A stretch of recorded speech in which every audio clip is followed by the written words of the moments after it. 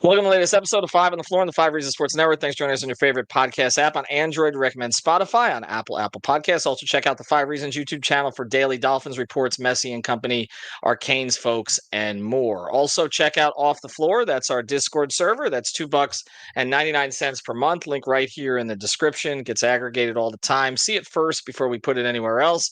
Most Heat information and conversation. The largest growing Miami Heat community currently going, and it's not like Reddit. Like, we actually have some guardrails. It's not insane like that. You'll actually learn something. So check it out. The Most Heat, it's Off the Floor. Also, Prize Picks, use the code 5 FIVE. Put down your $5, get your 50 to play right away. Prize Picks legal again in the state of Florida. You can play WNBA, MLB, and more. We're getting you ready for college football and pro football season as well. Use the code FIVE. And now, today's episode.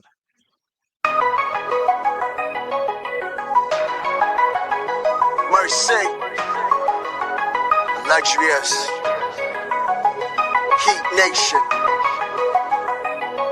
yeah, Mercy and Lago, down to Biscayne, yay, five on the floor, ride for my dogs, where here's the thing, you can check the score, hustle hard, couple scars, wearing bubble frauds, down to Biscayne. Kept the floor playing, got it all band. Y'all seen the block, stop with one hand. And Pat, we trust, it's power, have the guts. We're here to bring the heat, y'all can hang it up.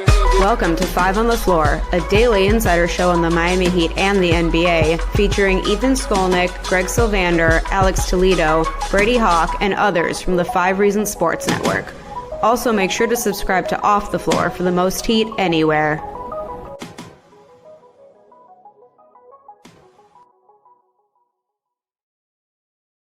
All right, welcome back to Five on the Floor. Here's today's floor plan. We're going to embarrass me. I've got Jorge Sedano. I believe this is episode number 12 that he's been on. You can follow him, of course, on ESPN and all related platforms. He is everywhere. You're holding up for South Florida, basically, even though you're in Los Angeles. You're all we've got. You're all we've got. Well, UD was on there for a little while. You know, it's funny, before we get into what we're doing today, which is one of our 2006 episodes, we're doing an entire historical...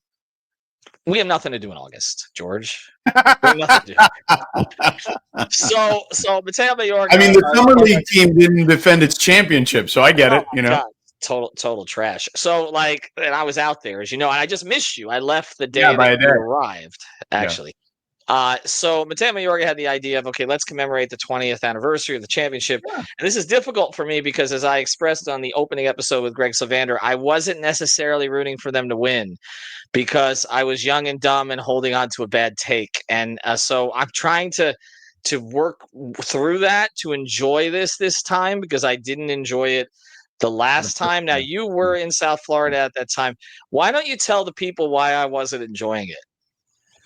So this was coming off the heels of Shaq's first season in Miami. Okay. The second year they won the championship, and you liked that team. That team, if I recall correctly, was obviously Dwayne and Shaq as kind of the centerpieces of that team.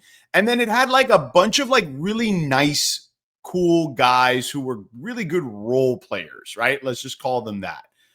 So like after Dwayne, you had Eddie Jones, who was one of your favorites. You loved Eddie. Eddie was a great guy, so I get it.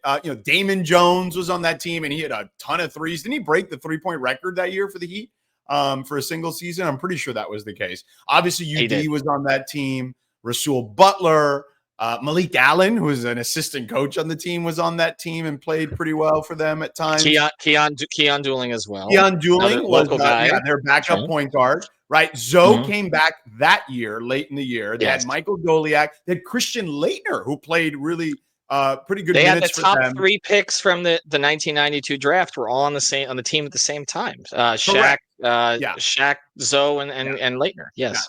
Yeah. And they had Shannon Anderson was on that team. Wesley Person was on that team, which I forgot when I looked this up. Rasul Butler was on that team. May he rest in peace. Yes. Yeah, may he rest in peace. Darrell Wright obviously was a rookie on that team. Wang Zhuzhu, remember Wang Zhuzhu? Yes, the Dodger. They called him the Dodger. He would walk around the locker room blasting rap music, which was not what we expected. And of course it was ZHI for him. And they were a good group. And by the way, don't forget. A late season addition in the buyout market, if I recall correctly, Steve Smith returned to the Heat. He did. Good guy, Steve Smith, and Heat legend. Yes, no, absolutely. Bunch of good guys. There were a lot of good guys, and to be honest with you, they would have won a championship.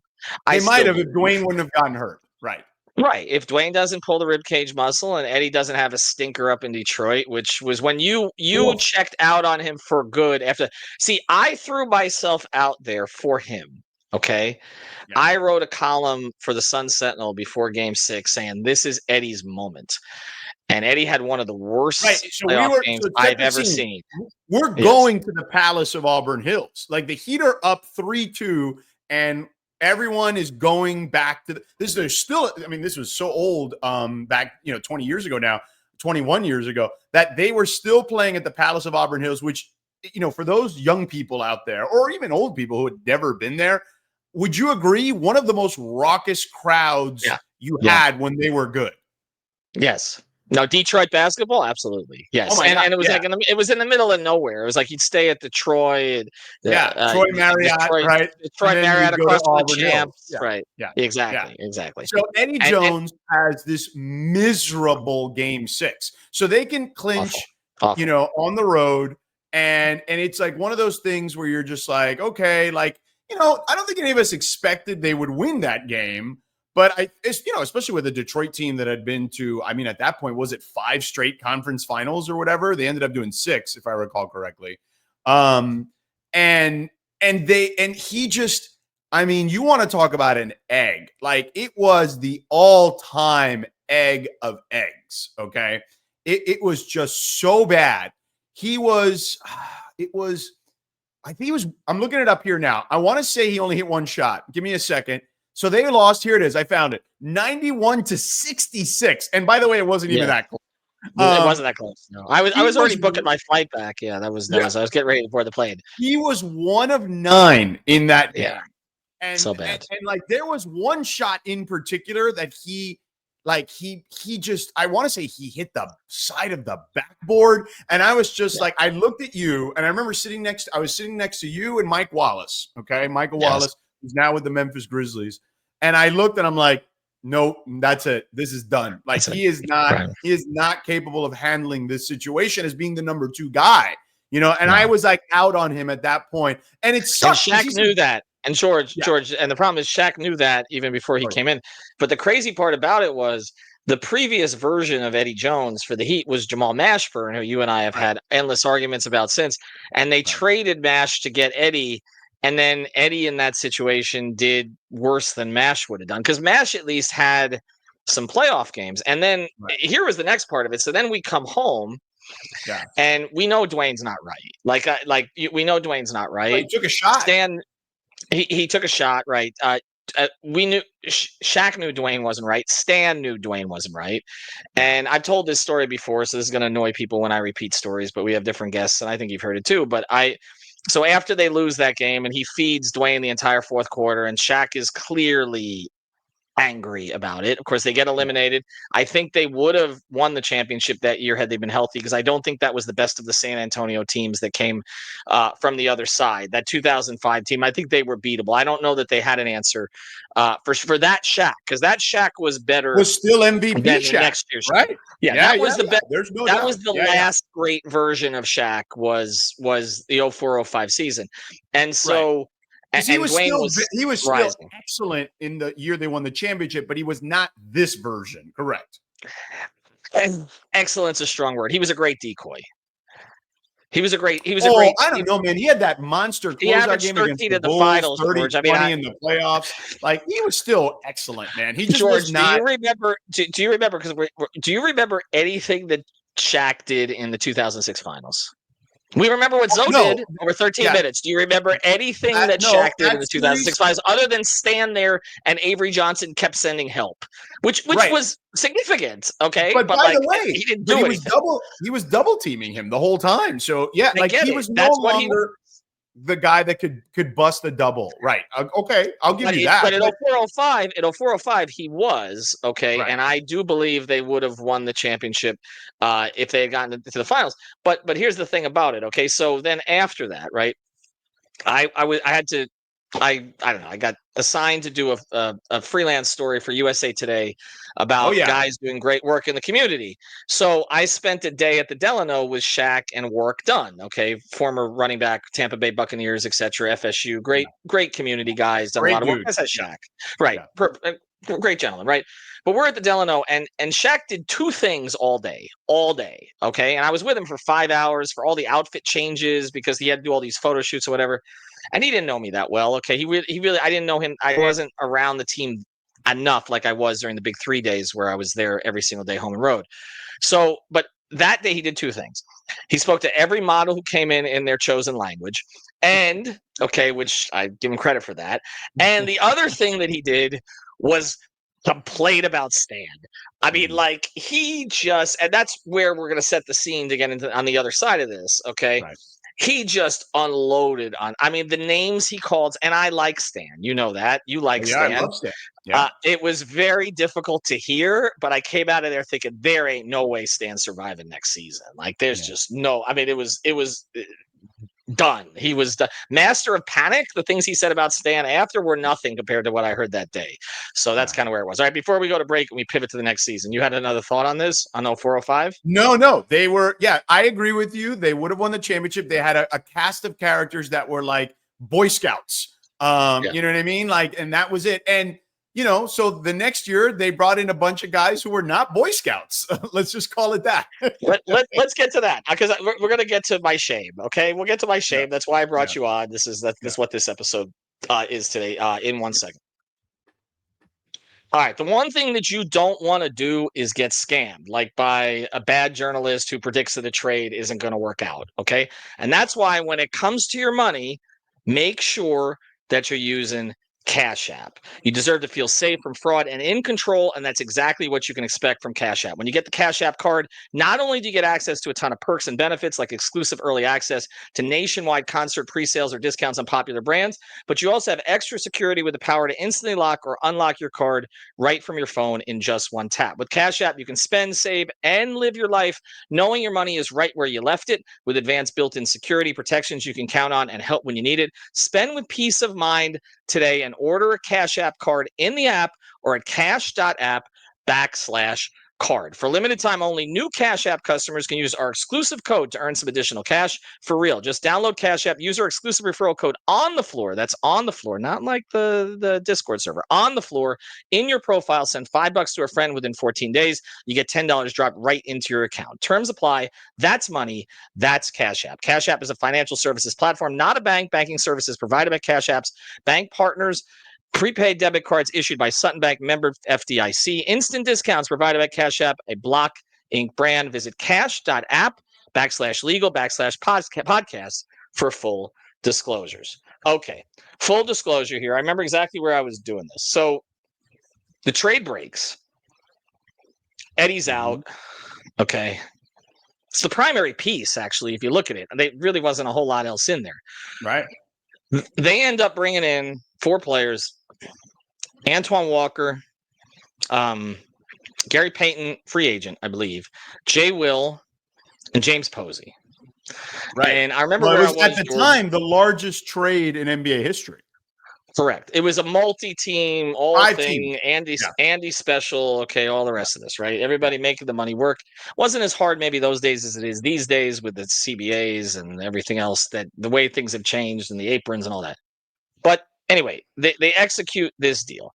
And I remember I had to do some kind of, I'm not the video star that you are, but I had some like video work to do that night. And I had to find a place to write. And I'm writing. And just the first thing that came to my mind at the time was, they want to go deal with Jay Will and Antoine Walker? Like that's what was right. Like the Posey part of it, I was like, okay, this is like he's a Heat player. Like he's a Heat player. He's grit and grind. All the rest of that's going to work. And GP, they've wanted GP for years. Now Forever. he wasn't Right. the same player. They tried for all the love that Timmy Hardaway's given, and you and I both obviously were part of that. They didn't want to keep Tim Hardaway after they traded for him. They tried to get Gary Payton A bunch that of times. offseason. Well, that all the way back in, I think, was it 96 when they ended up getting Jawan and not getting Jawan and then adding Marley and they got PJ Brown and they re-signed Zoe. One of those transformative summers that Pat's had. Like they wanted GP. They reached out to familiar agent Aaron Goodwin, who of course represents Dame. And GP decided to stay in Seattle, and so they signed to Tim Hardaway. So this was a full 10 years later. Yeah. From 9 years later, and this was a diminished Gary Payton, but they still won. I had no problem with that either. I mean, you're adding Gary Payton, okay?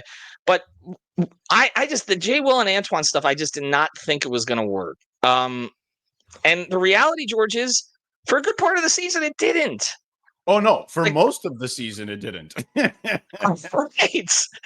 Yeah. So, what was your view of it at the time? I guess. So I loved it. Because I've always been a big believer in, you may recall, like I've always been a big believer in find the talent and it's the coach's job to make that work. You know what I'm saying? Like that's the reality of it. You know what I mean? So, and it just didn't work with Stan because the well had already been poisoned when those guys arrived. You know what I mean? Like to your point earlier about Shaq, and Stan was basically dead man walking. I'll never forget. Okay. Stan coached 21 games that season, but I remember game 18 was here in LA and they were playing the Clippers, okay, at then Staples Center, and they lost that game, right? It was like they lost by like 10, and that's a good that was a good Clippers team. It was Elton Brand, it was Lamar, it wasn't Lamar, right? Because Lamar was already with the Lakers at that point. So it was Elton Brand. Hold on, I'll find here. Yeah, Elton Brand, Cuttino Mobley, Sam Cassell, Chris Kaman, Corey Maggette. Like that was a good team. You know what I mean? Like they were a playoff team that year. So they beat Miami by 10, and it was like, okay, whatever. They're on this like kind of like West Coast swing. They've now lost 2 in a row. Okay. And they still have to play at San Antonio, right? But they were 2-2 on a road trip, you know? And Stan, I'll never forget, I was in the locker room with Izzy in the post game. And I guess Stan had finished his media, and you could just kind of peek into like the office, the coach's office. And Stan was like, just like so angry. Like he was like almost like huffing and puffing, like, and just kind of like sitting there, just like shaking his head and like really upset. And I remember looking at Izzy and going, man, this is game 18. Like, like what is this going to look like in a month? You know what I mean? Like if he's having these kind of reactions right now. And lo and behold, didn't last much longer, right? It was 3 more games. And then the famous press conference. And then Pat was back on the road against the Bulls. And by the way, Stan's last game, they won. It was an overtime game against the Wizards.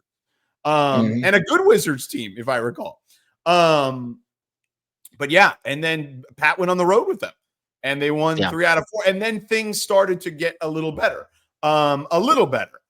Even though they did have their ups and downs, certainly. But Shaq came back, though. That's the other part of this. And, no, I get it. Shaq got hurt. Yeah.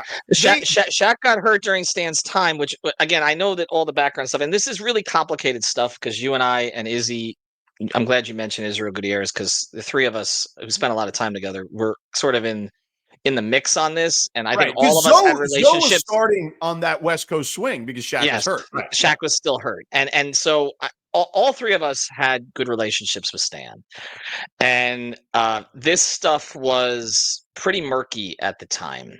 You know, I think, and I wrote a lot of columns criticizing Pat for pushing Stan out, which, as I went back and looked at some of those columns and found out more details about what was actually going on behind the scenes, I felt a little guilty about not having all the information. But I think that that was somewhat, and I want to get Stan as part of this series. And it's complicated as well, I know, because again, tragically he's lost his wife recently, and I know at the time that that talking about spending more time with the family. It was just so much of a swirl, and it's just very complicated for us to kind of get into.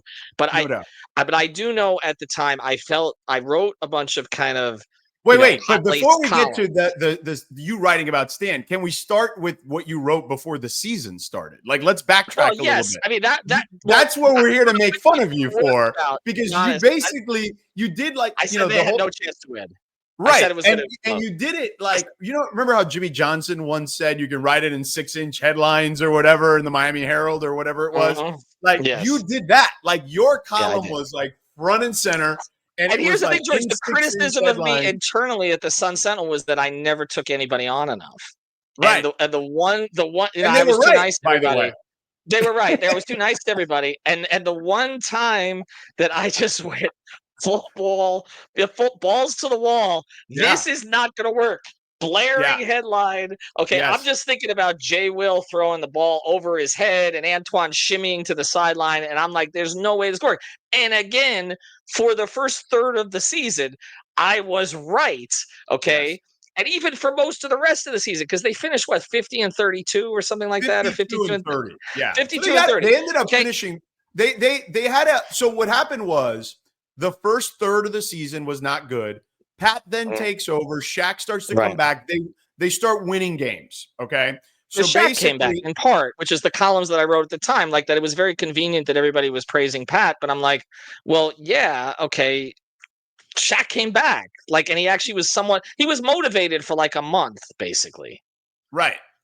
And they did well in January when he came back and Pat was there.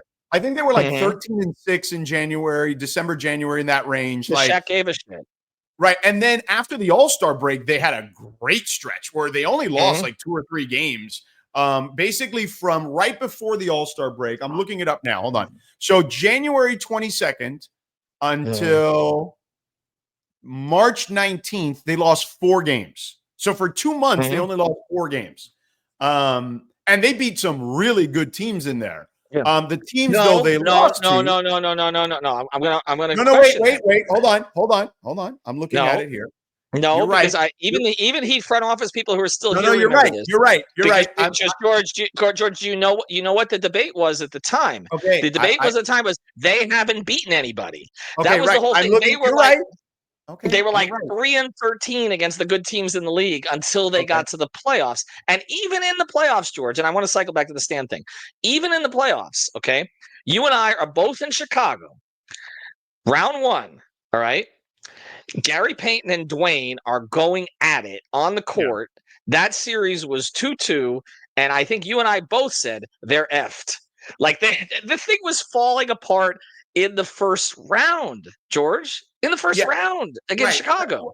So I did not say they were effed. You did because you were as confirmation bias. But well, that's what this whole episode is. No, it was the year after when they got swept that I was sitting there with you and Mike Wallace. And then I said, and it happened. And Gary, if you recall that year, and again, I don't want to get I was there too. Yes, I did. It was another year where Gary and him were having Gary was having some sort of issue with somebody.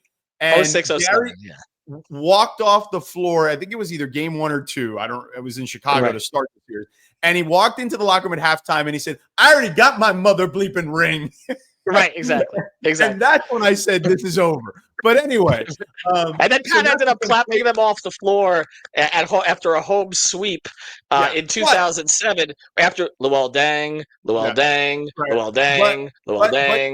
You are right. As I'm looking it up here, you were right. They didn't beat anybody. In that stretch of 2 months, they lost. Their 4 losses were Phoenix, Jersey, Dallas, and Golden State, which was not that good back then, but like whatever. The three good teams, right? 3 of the 4 losses were good teams. So anyway, so you were right about that. And then in the playoffs, right, in that first round, Dwayne and Gary get into it. And I remember after, it's funny, I didn't see this until, like, this is how old we are, the championship DVD, right? Where you hear Mike Tirico and Hubie Brown are doing the game, right? And Tirico's like, oh, something's going on the Heat bench, and you could hear him talking about it. And because it was like a Saturday afternoon game on ABC, that game. Mhm. So it was like in front of the world.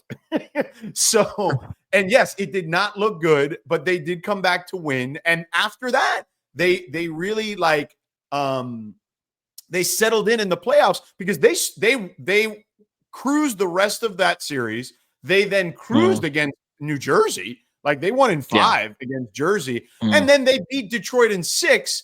They beat Detroit in 6 because their role players throughout this postseason really just started hitting shots. Because you know what I'm saying? Because Pat ultimately was right about that. Well, but here's the thing, George, about hitting shots, and this is where I'll take my mea culpa on this. Okay, the thing about hitting shots is you hit shots in the playoffs when you can handle the pressure. And the reality is that, and I will do this in front of the camera for you. Okay, Eddie Jones was never going to do what Jay Will did in the 06. 6 threes in a closeout game against the Pistons. Correct. Right. Jay Will had his best game with the Miami Heat when it mattered the most because the thing is, yes, Dwayne got them over the hump with the magical finals, right? Okay, no question. Okay, it was Dwayne. It was Avery Johnson's idiocy, honestly, just continuing to double shack. Like, just okay. At some point, throw a second. You got to get over it. Okay, enough. Like, just get over it. You were wrong. Okay, it's okay. I was but wrong. They destroyed the Pistons in that game 6. Like, destroyed them. They did.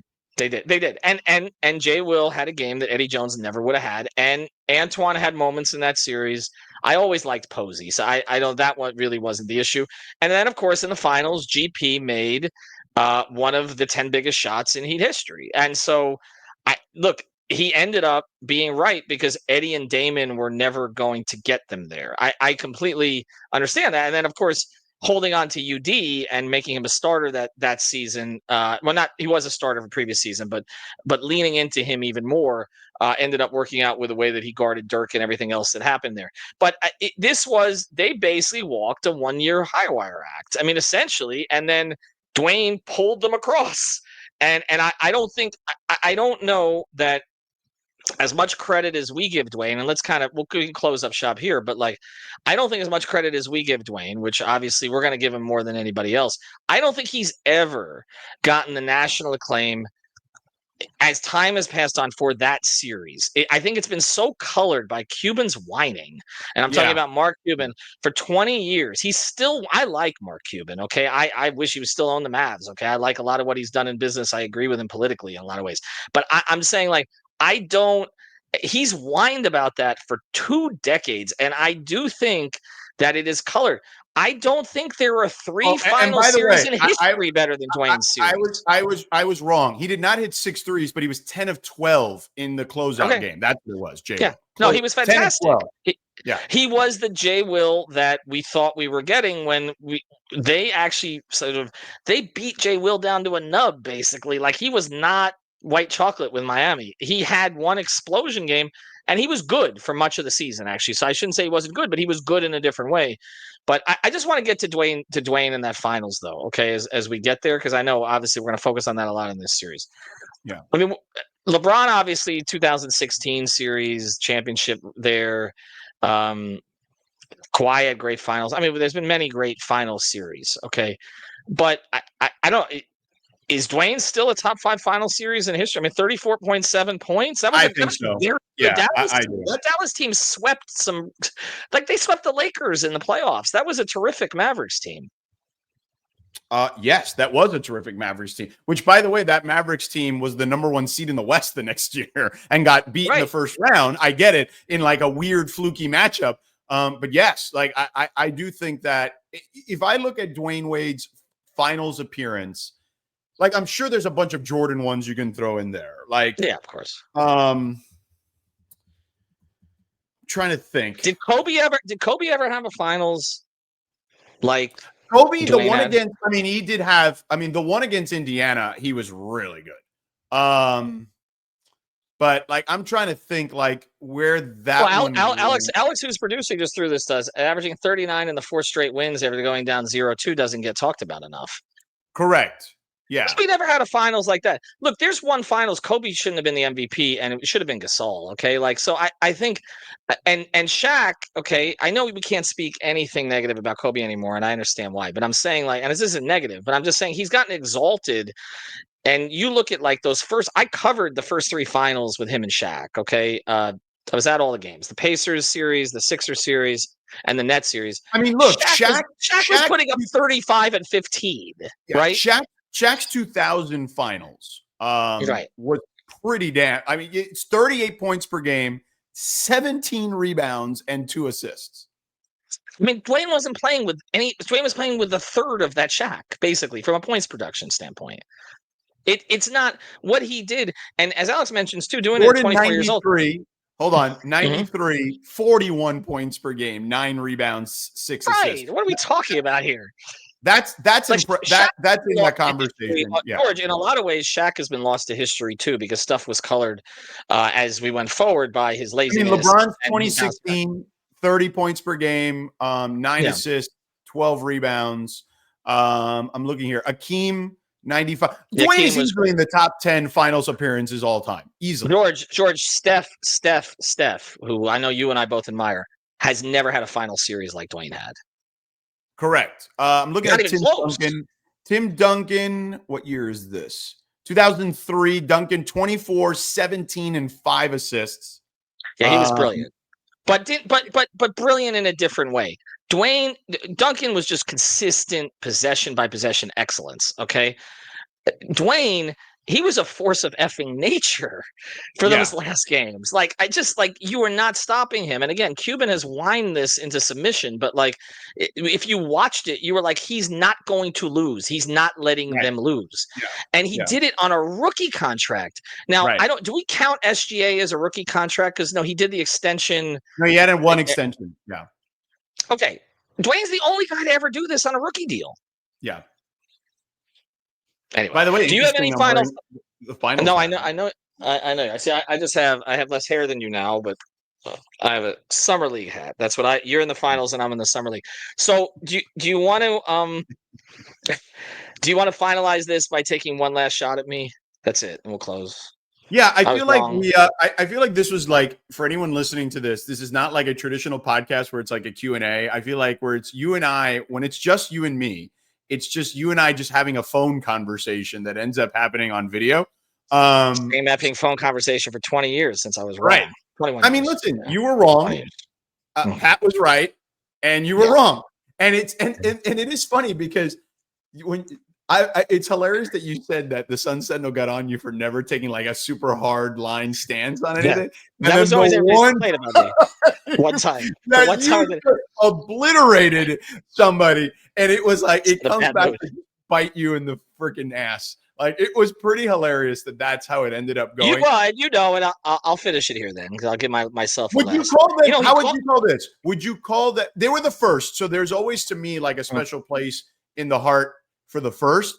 But when you look at even the champions of that decade, right? Like the 2000s, they're probably the weakest team, right? Like if you were to think about it, is that fair? Well, wins wise, they were, and I think they've been lost to history as a result of that, and that's why to me it's like, and also it didn't last long because they got swept the next year. Correct. So Dwayne was out of the spotlight for 2 years after that until the Big Three came, and now they've been lost a little bit because the Big Three overwhelmed them.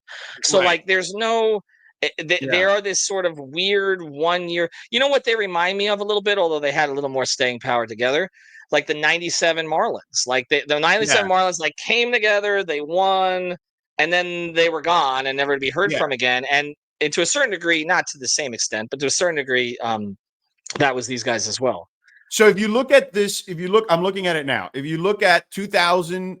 The 2001 season, okay, which is the second Laker championship, right? And trying to think, like so they had, so that year, who did they play that year? I want to I'm pretty sure that was the Indiana year. I want to be sure. No, that was the Philly year. Philly was first, right? Yeah, right. No, Philly was not first. No, Indiana. Nets were first. No, Indiana. Indiana was Oh, you're right. first. Nets with Jason Kidd were third. Indiana was 99, 2000, but the decade started 2001. So that was Lakers against the Sixers, then Lakers against the Nets. Spurs then beat the Nets. Pistons then beat the Lakers. Spurs then beat the Pistons. Heat then beat Dallas. Spurs then beat LeBron and the Cavs. Celtics beat the Lakers. Lakers beat the Magic. And then Lakers beat the Celtics. So you had 4 Lakers championships. You had 4 Spurs championships in that stretch. A Celtics, a Heat, and a Pistons in there. Yeah, they got lost to history. So I'll just close with this, George, and I'll let you go because I know you said you had to leave in 2 minutes.